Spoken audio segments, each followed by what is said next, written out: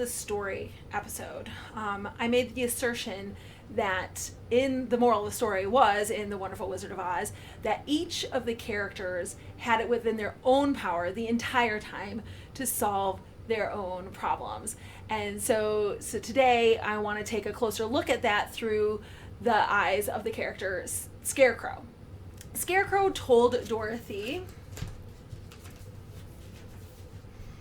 "I don't mind my legs and arms and body being stuffed because I cannot get hurt. If anyone treads on my toes or sticks a pin in me, it doesn't matter, for I can't feel it. But I do not want people to call me a fool, and if my head stays stuffed with straw instead of with brains, as yours is, how am I ever going to know anything?" And he wanted to go to the Great Oz because he didn't see himself as smart enough, and he didn't want anyone to call him a fool. Yet he demonstrates his logical thinking with understanding his situation. He further goes on to tell Dorothy, "I am never hungry," he said, "and it is a lucky thing I am not, for my mouth is only painted, and if I should cut a hole in it so I could eat, the straw I am stuffed with would come out, and that would spoil the shape of my head." One might argue that the brains he ended up with would also quite spoil the shape of his head. But they did prove him to be quite sharp. If you read the book, maybe not so much in the movie, but if you read the book, the logic of Scarecrow is seen throughout the entire story. He pretty much gets Dorothy and her friends out of every sticky situation they find themselves in, against the crows, against the bees, against the Kalidas. He figures out how to cross a river and get himself out of a sticky situation at that point, but also how to cross a deep, broad gulf. He comes up with plan after plan. He figures out how to get Dorothy out of the poppy field, which we will come back to, and then uses the resources available to him to save the lion from the poppy field too. He was already smart. He refused to believe it, but in reality, all it took was caring about someone, helping others, solving his friends' problems to demonstrate, to give him the opportunity to demonstrate his effective thinking. And not just his effective thinking, but good leadership and skills and implementation of good ideas. So why go to the Great Oz? The Great Oz who could not keep any of his promises. Well, why do we keep going back to government to solve our problems? If they are so smart, why are we still discussing and debating the very same issues we were 20, 30, 40 years ago? It doesn't even matter what you think the problem is. If those in government are so smart, why haven't these problems been solved? Well, this is the world according to Dorothy. And so I have an answer. Because our senators and our representatives and those people in DC, they have no interest in actual solutions. They get elected, do whatever makes them look good in their constituents' eyes in the short term, also known as through the next election cycle, so that they can stay in power. At the same time, they never actually solve our problems long term. Why?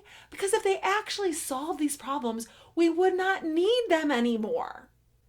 And they would no longer have power over us. But that's not the only reason. Remember that Scarecrow's quick thinking and problem solving was not about his leadership position. It wasn't about power.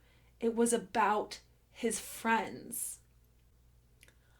All his smarts served precisely one purpose: saving, helping, and protecting his friends. Those in Our representatives and US senators in Washington, D.C., they are not your friends. They don't know anything about you. They don't know anything about how the way you live your life. They don't know anything about the life of an average American and what it takes to live the life of an average American. And the same thing can be said about the media. Even those who worked really hard to get where they are there, and we are here. Unlike the Scarecrow, they are not stuck with us in sticky situations with trying to help out their friends. We are not their friends. And even though it may seem that we sometimes know them, they do not know us. The government officials and the media, they're like this political elite. They don't want to know us, but they also don't think that we are smart enough. They don't think that we can have ideas, innovative solutions, or rational thought that is higher or better than their own. They are not our friends, and we are not their friends. And likewise, they cannot solve our problems. They cannot solve your problems. They cannot solve my problems. They cannot solve our problems because they are not their problems. But the Scarecrow can solve them because it's not about a position of power or solving his own problems. It was really about helping, protecting, and saving his friends. The Scarecrow can do it. We can do it. We're all in this together. And we want to help our friends.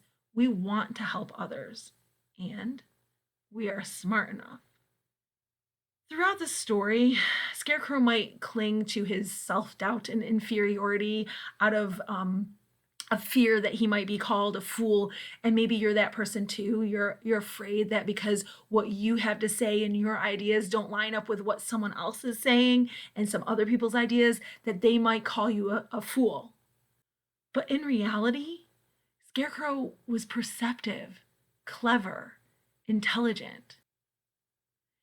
It is the illusion that he is foolish, ignorant, and stupid that rendered him seemingly powerless. Yet he never was. You are perceptive, clever, and intelligent. Don't wait for the person behind the curtain pulling all the levers who cannot keep his promises to tell you you are smart enough. Tear back the curtain, destroy the illusion. You are smart enough to have thoughts of your own.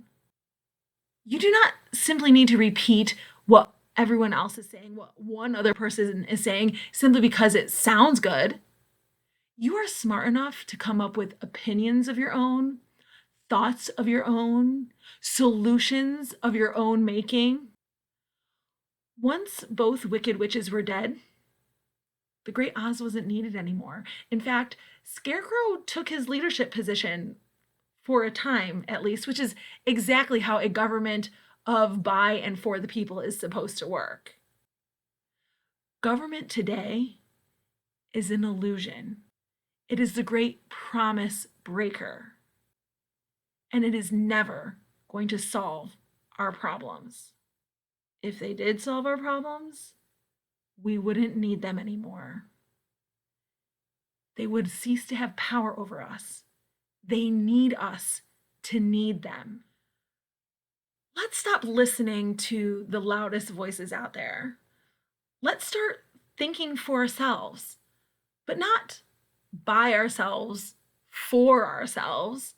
Let's start solving problems for our friends, because that's the best kind of world to live in. Not only one where we have the ability to maximize our own happiness, but we have the opportunity to work towards conditions that can ensure that every person can maximize their happiness. all of us is smarter than one of us, and all of us is smarter than all of them. Just ask Dorothy.